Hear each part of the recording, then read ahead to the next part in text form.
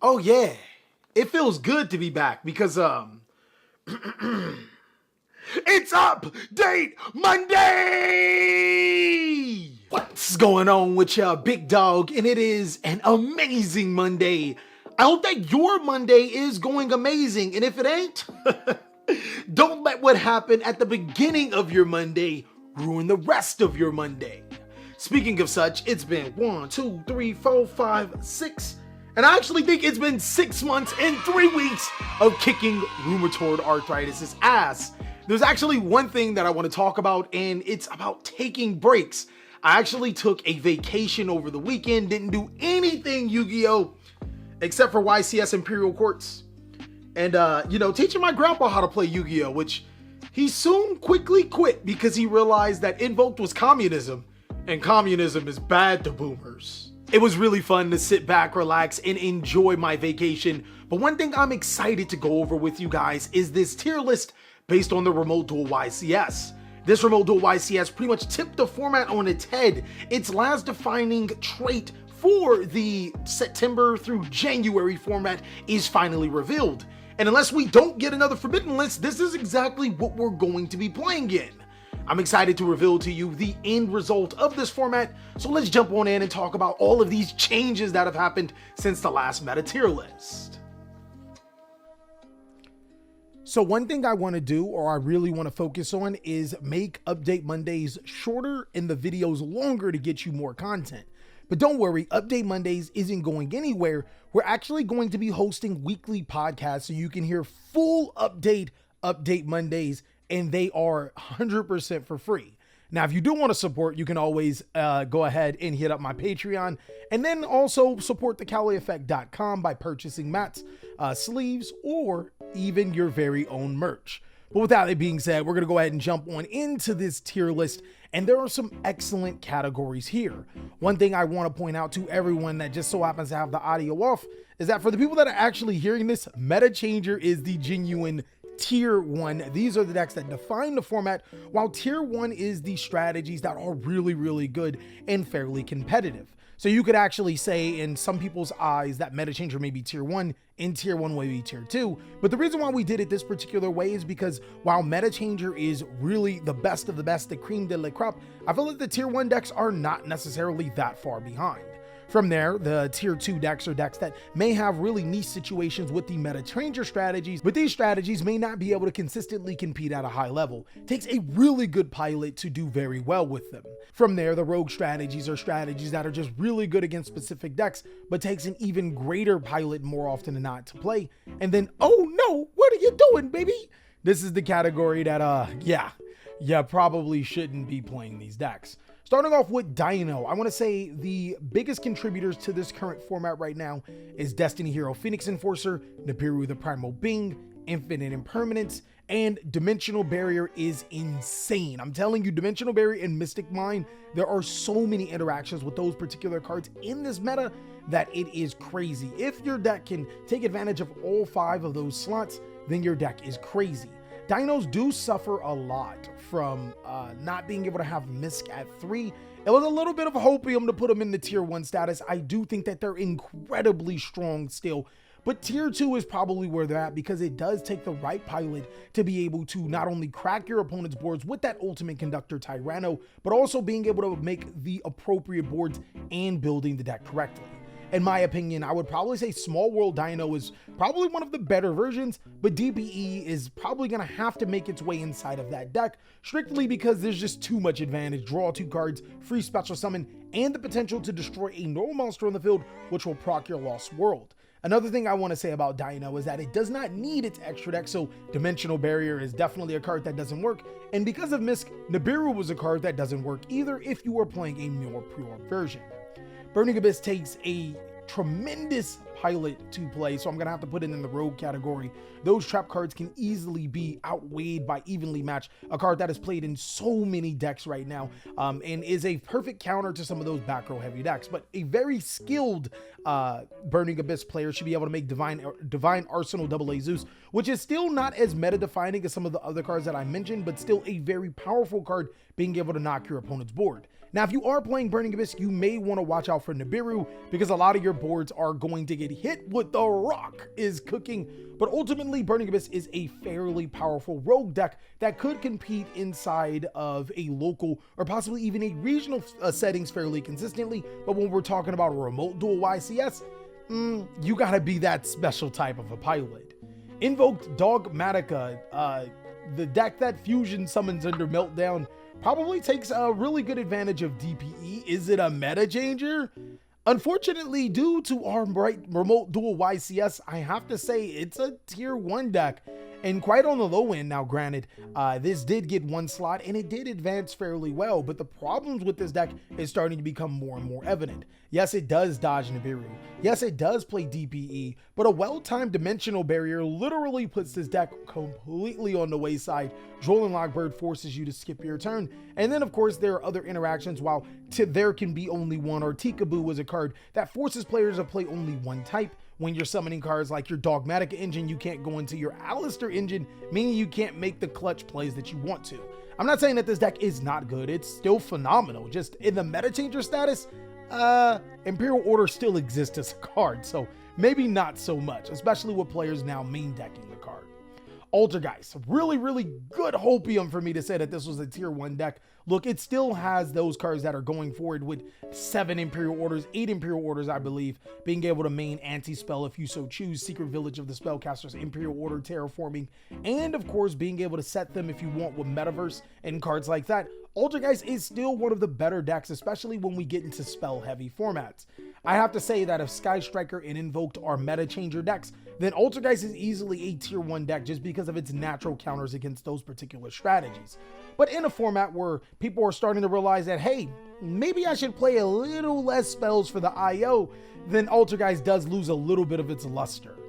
This is another deck that is also really good against Nibiru, so you really want to consider this if you are an Altergeist fan. Bee Troopers, oh boy. This deck has came a long way. I said it was tier 1, I said it was tier 2, I said it was rogue. Now we have a fairly solid understanding that Bee Trooper is a tier 1 deck. It's kind of crazy how things come full circle, especially seeing that Burst of Destiny helped Bee Trooper the most, gave it the most support, but it's not necessarily the support cards in Burst of Destiny that makes Bee Trooper over the top. The good thing about Bee Trooper is that you can still make the same Bee Trooper boards, but when your opponent does nib you, you just activate Fusion Destiny Forehead, go ahead and special summon DPE to your side of the field, play your DPE shenanigans, draw 2 cards, and since this is a deck mostly comprised of monsters that have their effects on summon, that Destiny Hero Dasher allows you to gain the effect of your Bee Trooper cards or your insect cards to your side of the field. Also keep in mind this deck can mainboard Retaliating Sea, which is yeah, that can hurt against some of the top Yu-Gi-Oh decks inside of the meta, as well as Bee Trooper just being a fairly resilient, very good grind deck. I think 3 YCS tops, with I believe 3 of them being inside of the top 8, one of them being in 2nd place.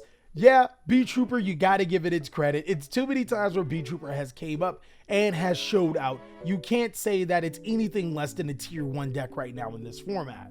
Cyberdragon is a very powerful rogue deck. The problem with Cyberdragon at this current section is that a lot of, or the top meta changer decks don't necessarily need their extra deck. And then another thing that actually separates Bee Trooper and the Dogmatica Shuttle Invoked deck from the other strategies is that Arch Nemesis Protos, another card I almost forgot to tell you about, prevents you from playing a certain attribute. Well, against Bee Trooper, what do you call? Against Invoked, I guess you can call Dark. That would be decent. And then they start doing other things, and you're like, oh, well, maybe I should have called that. Against Cyberdragon, you can call Light pretty successfully and be like, oh, well, they can't play. But another thing that Cyberdragon does suffer from is that there are not a lot of amazing Link decks. Link isn't the main mechanic heading on right now. If you would ask me what was the main mechanic, I would have to say Fusion. And while Cyberdragon is able to take advantage of being able to fusion and make DP and all that other great stuff, where it does struggle is being able to easily crack your opponent's board with the summon of a Cyberdragon. Once we get back to that, Cyberdragon will probably move up in another tier. Adignister. Oh man, I gotta say Adignister's rogue, man. I got to. Adignister does make a huge tower monsters, which in theory can't be outed, but how are you gonna do this through Nibiru? Please enlighten me. How are you going to consistently do this through a Nibiru and a multi-round tournament setting? It's fairly unlikely to be able to make that board through a Nibiru. On top of that, this is a deck that does play a lot of hand traps, and while hand traps are good, they aren't the defining cards inside of the meta outside of Nibiru, and then that well-timed side Duel and lock bird. So I have to say that this is for the very skilled Ignister player that knows exactly what he's doing. But I gotta say that this isn't even the best Cybers deck. You already know what it is. Moving forward, Despia is a very solid rogue deck. So the problem with Despia is that it will lose to Dimensional Barrier. And if this weekend did not show you anything, is that you probably should be maining, citing something for Dimensional Barrier. I mean, seriously, this card allows you to out DPE. It allows you to stop Sword Soul plays. It allows you to stop Exceed summons, some of the most powerful mechanics inside of the game. It can literally cross out your opponent's entire turn. It's a fairly ridiculous card, so you definitely should watch out for those decks that can only do one mechanic, can't do much more, and this is one of those strategies that can only do one thing, which is Fusion Summon, which is why I'm bumping it down the road. Zombie's problem is that it loses to any form of interruption. I mean, I'm serious, like, zombies make me feel good about, like, buying Ghost Mourner and Spooky Dogwood, the Dogwood card, because even Dogwood does something significant against zombies. It makes damage that they can't necessarily do fairly fast, giving you more turns. But in all seriousness, Ash, Bell, Imperm, Nibiru, like almost every hand trap seems to hit pure zombies the hardest. And right now it's not at its most consistent. I would have to say for its price point, zombies aren't necessarily worth it, because now all of the zombie cards like Necro Banshee and Doom King Balladrock are getting extremely expensive. And then you'll need cards like Pot of Prosperity just to make this deck work. And the results are middling. You really need an expert at this particular deck to bring it fully out. Regardless, Zombie World is still an amazing card. It does some pretty good damage against some of the top decks in the Yu-Gi-Oh card game. You might want to consider it if you are playing Eldritch, which I still think is a low-end tier 1 deck. I feel like Eldritch is like a high-end tier 2, low-end tier 1. And here's the reason. Yes, Evenly Matched does exist as a card, but this is one of the better decks that doesn't need its extra deck. So there you go. Dimensional Barrier is already a card that doesn't hurt. Nibiru doesn't hurt. Infinite Impermanence doesn't hurt. And on top of that, all of those trap cards are really strong. Eldritch the Golden Lord as a 3,500 boy sitting to the side of the field, summoning himself continuously, being able to disrupt your opponent, but even more importantly, being able to use Rivalry of the Warlords. There can be only one, goes and match all in one deck if you so choose, and then get it off your side of the field, being able to crack your opponent's board and summon the Golden Lord to your side of the field. Makes simplified game states a lot easier for this trap-based deck, meaning that I probably consider it as one of the best trap decks in Yu-Gi-Oh! Heroes are a fairly solid tier 2 deck. Now, if we're talking about cost effectiveness, I would urge you to pick a different deck if you're getting into the Yu-Gi-Oh! Card game, just because this deck is so expensive and requires so much skill just to be able to pilot correctly. We actually did a gauntlet series with the hero strategy showing how powerful that deck can be. And I do think in this current format, it is an averaging middling of the pack type deck that still gets hit with D-Barrier fairly hard, can get hit with Nibiru that practically ends your turn. Droll and Lockbird, I mean, that also sucks. Imperms really suck. Like almost every interruption for this particular deck really hurts the hero strategy. So genuinely think about playing this deck, you know, the cost and if you really like it versus how skilled you are, because being able to just polymerization into into Destiny Hero Phoenix Destroyer is really good and is what this deck has going for it. El Shaddoll Construct. Oh man, where are Shaddolls? Are Shaddolls our first meta changer? Unfortunately, Shaddolls are fairly rogue, and the problem with Shaddolls is that Winda isn't enough. A lot of players are still playing Forbidden Chalice and Forbidden Droplet, being able to negate the window whenever they want to and continue to press forward. And the problem is that players are playing those cards and playing them inside of the main deck. Outside of Winda, pure Shaddolls doesn't have much going for it at this point in time. I think you have to look at Shaddoll and probably ask for some more support, or maybe some better light monsters to enter the metagame to make Shaddolls even better. Also, another strange thing about Shaddolls is that you don't want to see Shaddoll cards. You want to see Shaddoll fusions, but you don't want to see Shaddoll cards inside of your hand. It's really strange with Shaddolls right now. Moving forward, the Live Twin strategy. I feel like this is probably probably the best tier 2 deck. What I've noticed that players are starting to do is mainboard those artifact scythes in multiple copies. Get that artifact scythe and destroy it with your evil twin Leela. I think Kisakil is the one that draw. Leela is the one to destroy, and then proc the effect of your scythe. You guys are getting even bigger brain than before, but unfortunately, this deck does hurt against Nibiru. Droll and Lockbird could hit this deck at the worst times. Infinite Impermanence, you already know what that does. And while Dimensional Barrier doesn't hurt this deck, it's probably something that this deck should particularly main. Almost every single hand trap in a Yu-Gi-Oh card game that is timed correctly can really hurt this deck. So I think it's a fairly good tier 2 deck. Can top at a YCS remote duel, probably even a low end tier 1 deck. But as far as anything higher, I think you got to temper your expectations for this particular deck. The right pilot can definitely make a really, really good strategy out of this deck. Floowandereeze are meta changers, boy! Bro, you got a crow, you got an owl. Don't talk about how the owl is a bad card. I swear I will punch you in your face. You got other types of birds. How can you go wrong with Floowandereeze? I'm telling you this, post Battles of Chaos, I think that Floowandereeze will be one of the best decks in Yu-Gi-Oh! I'm telling you, Flunder's too strong. They're just like dinos, guys. They actually are dinosaurs. Birds are dinosaurs. Okay, this is all hopium. Put Flunder's down to tier 2. Now look, I think if you have the capital right now, you should buy Flunders. Seriously. Flunders are at their cheapest they're probably going to ever be for quite some time. And when Battles of Chaos comes out, it does give the deck ultra consistency, as well as the ability to help dodge hand traps. The problem with Flunder is Droll and Lockbird right now. I mean, Ash Blossom and Effect Veiler and Infirm does suck, and there are ways to play around that, but Droll and Lockbird is the genuine problem with Flunder. But the cool thing about this deck is that if Maxi ever so happens to come off the Forbidden List, which, I mean, I don't see happening, but this deck completely dodges it. It tribute summons. It makes really good boards. It can main Dimensional Shifter, a card that every deck on this tier list currently fears. It's a fairly powerful deck. I would not sleep on Flunders. It's a strategy that I'm even trying to pick up multiple cores for when they skyrocket in price. Grin Maju Deiza. This is a very solid rogue option right now. I don't think that Grin Maju is a bad deck by any means. It's a deck that can summon a 140,000 attack monster, but as you have seen possibly on our There Is No Ban List video, it just doesn't always work out the way you want it to be with cards like Chalice, Imperm, just monster negators on the field. Turning that Grin Maju One Punch Man card into nothing is fairly easy. A lot of disrupts going on in the current Yu-Gi-Oh card game, but Grin Maju Danger or Grin Maju Golden Council, maybe the Danger engine may be a little bit better because you go second and you break your opponent's board while also drawing into your important cards. Or maybe the Golden Council Strongberg engine, which allows you to summon Hextrude and your Glyph to your side of the field, which are pretty cool cards. I'm not 100% sure. I would actually have to ask a very experienced Grin Maju player. So for all you experienced Grin Maju players, tell us exactly what is the best build, but very, very solid rogue deck. Can definitely top locals on a consistent basis. Could even go in, maybe top a YCS, a smaller one, or maybe in the back end of a YCS. I would not count out this deck with the right pilot. Unchained.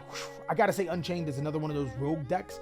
I wouldn't recommend it for anyone jumping into Yu-Gi-Oh! But for those players that are like in the nitty gritty of this deck, you already know it can play Dimensional Shifter. As we know, Dimensional Shifter is one of the more powerful cards in the Yu-Gi-Oh! Doesn't necessarily get hit as hard by cards like Infinite Impermanence or Nibiru, so there's that. And it's just a very, very, very solid deck. I think that it's fairly good. Now, our first meta changer deck is Earth Machine, guys. Give it its credit. Give Earth Machine its credit. I'm on the hopium train again. Earth Machine is it's rogue. It's rogue. It's good. It's good. It's extremely good. Nibiru doesn't hurt this deck because if you drop the rock, you kind of don't care. He really wasn't making a board anyways. In theory, DPE also helps this deck as well. I know players are probably sick of playing DPE and everything, but until we get some other meta-defining cards or some other shifting cards, DPE is probably the way to go. Also, Dimensional Barrier is another amazing card for this deck, and Infinite Impermanence doesn't hurt this deck as much. I do think that Earth Machine does have a lot of untapped potential in this particular format, and one thing I do love is that this deck is extremely cheap. So go ahead and pick up Earth Machine if you can, for, if you're on a budget. But our genuinely first meta changer deck is Lyrilusk. This bird deck just won the North American YCS, and it's for good reason. It plays through hand traps like no other. It forces Nibiru. It can make Utopic Zexal, Utopic Draco Future before even normal summoning. So Nibiru literally gets canceled out. Imperms don't really do this. Like, the best card against this deck, one of the better hand traps against this deck, is Ash.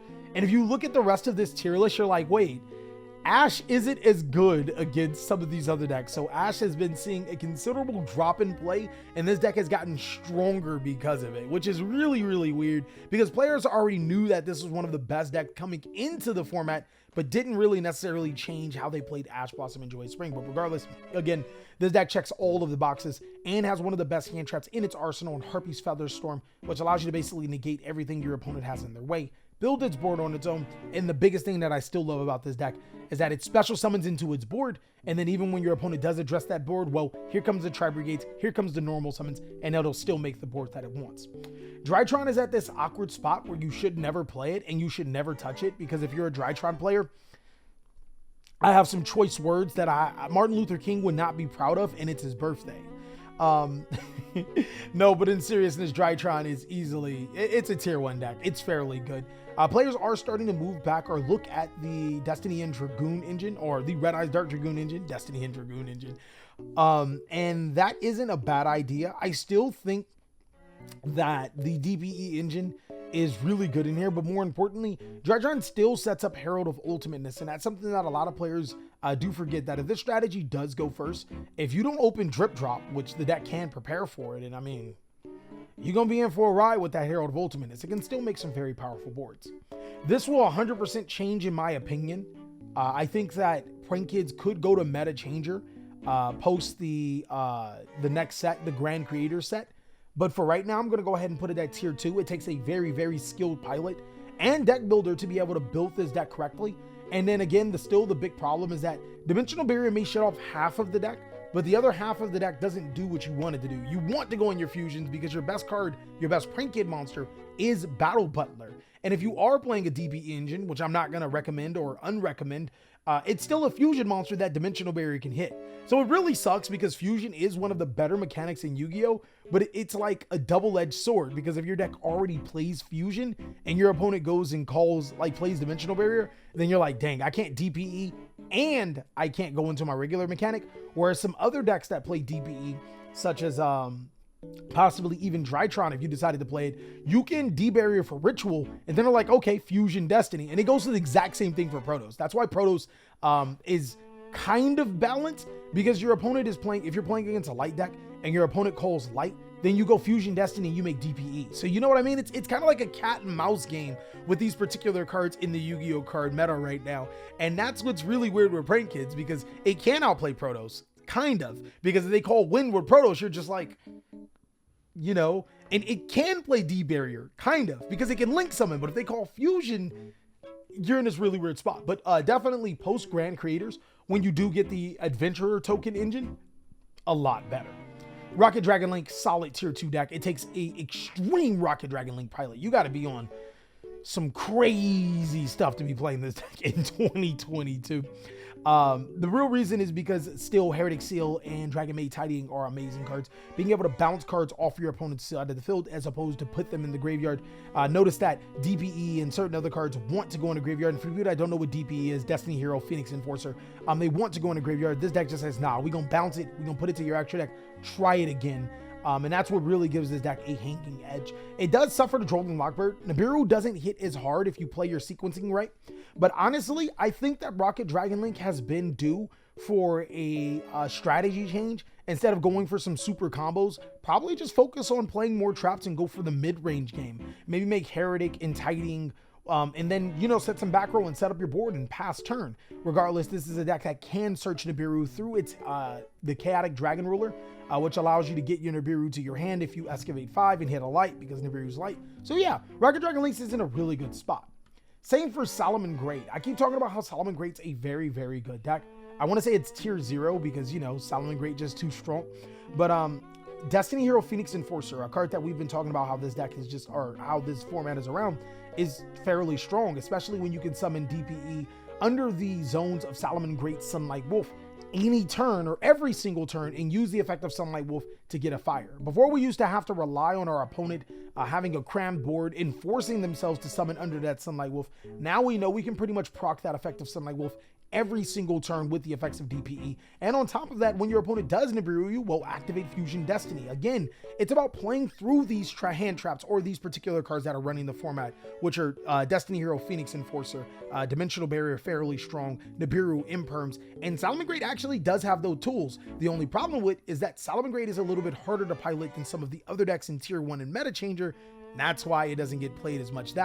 And going second, it's a weird spot because hand traps aren't as powerful as a deck that can't use Forbidden Droplet like some of these other strategies can, but it's still fairly good at using those particular cards. Sharks are rogue. Nah, I'm just playing. What am I saying? Sharks are a meta changer deck, and allow me to explain why. First, how many of these strategies can survive in water? Seriously, take the strategy out, pull the cards out, throw them in water. Sharks eat every single one. Easy. That just makes sharks better, right? Right? All right. I'll be real with you. Sharks will get better with the Legendary Duelist 5. The Abyss 5, the new water set that's coming out. You'll know exactly what I'm talking about because it's gonna have a water guy on the front. Maybe Mako Tsunami. I'm pretty sure it's Mako because Konami doesn't let us use other things. But yeah, this deck is really, really good. I don't think that it's worth buying right now just because of the certain cards that have skyrocketed in price, like Beautuna for Princess and Bahamut Sharks. I think that if you wait to Abyss Rising, I think it's Legendary Duelist Abyss Rising comes out. Hopefully, Beautiful's in there. I'm pretty confident Bahamut Shark will be in there. You'll get some reprints, a very, very solid, cheap rogue deck that you should be playing. Now, this is going to be a very hot take. Take it how you want to. I think that Skystrikers are still meta changer. And allow me to explain why. So yes, Imperial Order does suck, but not a lot of players are maining anti-spell, or siding anti-spell for that matter. So you only have to deal with one Imperial Order. Odds of that, your opponent opening it every game are extremely low. That being said, Skystriker dodges Nibiru. Skystriker plays nice with Imperm. Skystriker can main D-barriers or side them. It has DPE in the main board, which helps you get rid of some of those cards. It can play so many amazing cards in this format to help address the meta. I feel like some players just have not noticed that Skystriker is a meta changer deck. It's just that powerful. If at very worst, Skystriker is high tier 1/meta changer right there. Bam. And then we already know Sword Soul has cemented itself, if not the first best deck in Yu-Gi-Oh!, the second best deck in Yu-Gi-Oh! Hands down, it is one of the best. And I think that this is actually correct. I think this is in order. Maybe not tier 2 in Rogue, but this feels like it's in order. Like an order of best deck to nah, I wouldn't put that because this, but maybe from best to worst deck, I feel like this is a really good order for this current YCS format. But regardless, Skystriker has Mobilize Engage, which is a reinforcement army, and a Pot of Greed, an Upstart Goblin, which is pretty much a Pot of Greed in itself, being able to just out advantage. Widow Anchor is literally Forbidden Chalice with a mind control, and we know how good Forbidden Chalice is in this format. Skystrikers are extremely strong, and a lot of reason is because they're interacting with DPE. They don't care about your opponent's Destiny Hero, Phoenix Enforcer, being able to negate it at will. They can special summon it to themselves at will. Hell, I've seen a Skystriker player take your DPE, destroy your DPE, didn't care about you using its effect to destroy their card to make Access Code Talker, and then go from game, getting over your important card. So yeah, this strategy is fairly good. Phantom Knights, I feel like Phantom Knights get better with the Brave token engine or the Adventurer's token engine, but for some reason this deck fell off the map. Well, not necessarily for some reason. People are still playing Tour Guide in Phantom Knight. I don't think that that's correct right now, mainly because there's so much of monster effect negation. It's really important. Shishao, Imperm. There are still some players playing Effect Veiler, though that is starting to fall out. There's just so much monster disruption in Yu-Gi-Oh! Tour Guide is never going to resolve. What you need is level 3 monsters that'll be able to stack themselves to the side of the field so you can continue on with your combo almost unfazed until you get to your end point. Tour Guide, when it gets stacked, it's not a good feeling. And 9 times out of 10, if you see a Tour Guide on your side of the field, your opponent is going to want to stop it. So I do think that that's a problem with Phantom Knight. Also think that obviously Nibiru is a huge problem with Phantom Knight. This deck, well-timed Nibiru, which in case you didn't know, it's after your opponent uses Torn Scale's effect. it sucks. Also being able to stop players that started to notice, yo, stop the Rusty Bardish, you know, that sucks. And players are starting to figure out Scythe, and that's kind of crazy that Scythe has been a very, very bannable card for the past 3 weeks, and now is no longer a bannable card, kind of like how Window was. So I feel like we go through like stages when it comes to Yu-Gi-Oh, and maybe we do overreact. Trevor Gate, tier 1. Pure Trevor Gate is tier 1. Pure Trevor Gate is tier 1. It's still tier 1. It does not matter that Revolt is not as powerful. This deck is still hands down 100% tier 1. You cannot refute that this deck is not tier 1, especially because, again, Link deck. So Cyberdragon does have a couple of Link decks that it could take advantage of in Skystrikers and Trevor Gate, but everything else doesn't really link as much. But Link deck doesn't really care about Dimensional Barrier. Can play around Nibiru fairly well. Can just stop at 4 summons and be like, yo, this is what I do. Still, Charade is dumb powerful. And just has all of the tools that you need, all of the hand traps and whatnot. I think that pure Trevor Gate is really, really good. Unfortunately, not as good as Lyralus, because that Barrel Canary and that Lyralus Bullet Call is just too strong, but everything else is fairly good. And then Virtual World, I would have to say, is probably below Phantom Knight, but still a very, very, very solid deck. Actually, last time I did a tier list, the Virtual World players kind of roasted me for saying that their deck is good. I don't know why you would do that, because the deck is good. And then I went to thoroughly list why the deck is good. So a lot of the interactions that Virtual World in the past had was dealing with Imperm, dealing with Droplet, dealing with Effect Veiler. Those really don't hurt Virtual World. Like, a Droplet hurts on your inboard, but you still have Chuche face down. The problem with Virtual World, the only problem with Virtual World right now is consistency and finding the right player to be able to pilot and navigate through the current format. Regardless, your Virtual World QB Shinshin is a walking macrocosmos, and we already talked about how Dimensional Shifter is a very problematic card for some of the top decks. The only problem with Dimensional Shifter is that more often than not, you have to open it because you have to have no cards in your graveyard. Well, Shinshin kind of doesn't care how many cards you have in your graveyard. You actually get, rewarded for having cards with different types, attributes in your graveyard because you can summon Shinshin back to your side of the field. Also, Virtual World can still make Red Eyes Dark Dragoon, which ironically has become a lot better card now that people are not paying attention to it. There are still answers to it in this card game, but it's kind of crazy how Dragoon is probably in its best spot ever. Like, seriously, ever since it's dropped out of the spotlight and DPE has came, Dragoon has become an even better Yu-Gi-Oh card, which is even weirder. And this deck can play it without having to play Red Eyes and Dark Magician and Red Eyes Fusion and all that other stuff. But that is actually all that we have for the post YCS Remote Duel tier list. It was exciting. Fortunately, no, oh no, what are you doing, baby type cards. But I know there's some amazing cards you want to hear me talk about. Of course, we're probably going to be doing this YCS tier list again when the Forbidden List drops. But for right now, this is how the format has looked. And it's going to look until we get that Forbidden List pretty much. Let me know what you guys think in the comment section. And also be sure to check out these videos as I'll catch you on the next one.